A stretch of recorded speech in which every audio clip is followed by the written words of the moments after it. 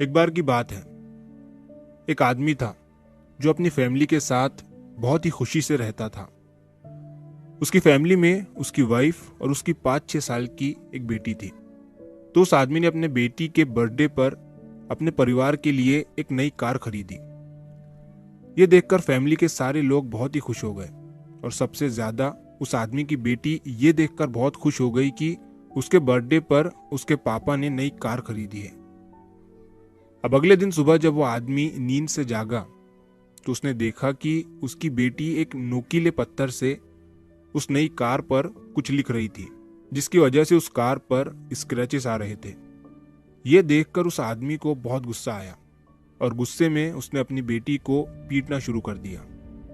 उस आदमी का गुस्सा इतना बढ़ गया कि उसने गुस्से में घर में रखी एक बैट से अपनी बेटी को मारना शुरू कर दिया और तभी उसकी बेटी बेहोश हो गई।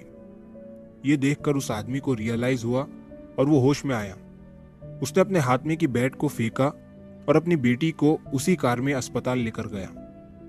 अस्पताल जाने के बाद पता चला कि वो बच्ची मर चुकी है।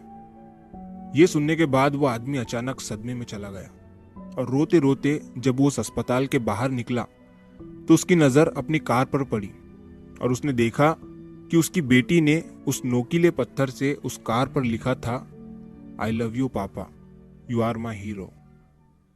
यह देखकर उस आदमी को और भी ज्यादा पछतावा होने लगा और वो अपने किए पर रो रहा था। दोस्तों, इस छोटी सी कहानी से हमें यह सीख मिलती है कि चीजें जो है ना वो जिंदगी में आती जाती रहती है, लेकिन इंसान एक बार गया तो वो दोबारा नहीं आ सकता। तो हमें चीजों से प्यार करने की बजाय इंसानों से करना चाहिए और हमें अपने गुस्से पर काबू रखना चाहिए, क्योंकि गुस्से में हम अपना ही नुकसान करते हैं और जब गुस्सा शांत हो जाता है तो अपने किए पर पछतावा करते हैं और उस पछतावे की कीमत हम कभी अदा नहीं कर सकते हैं। तो गुस्से में थोड़ा शांत रहो, होश में रहो, क्योंकि गुस्से से कुछ ठीक नहीं होता है बल्कि सब कुछ बर्बाद हो जाता है। इसीलिए जिस भी इंसान पर गुस्सा आए, एक बार उस इंसान की जगह पर खुद को रखकर देखो। ये सोचो कि वो चीज अगर आपके हाथों हुई होती तो आप खुद को थोड़ी ना मारते या फिर खुद पर थोड़ी ना चिल्लाते, बल्कि आप उसे नॉर्मल तरीके से लेते हुए भुला देते। तो जब भी गुस्सा आए, सामने वाले इंसान की जगह पर खुद को रखकर देखो, गुस्सा खत्म हो जाएगा।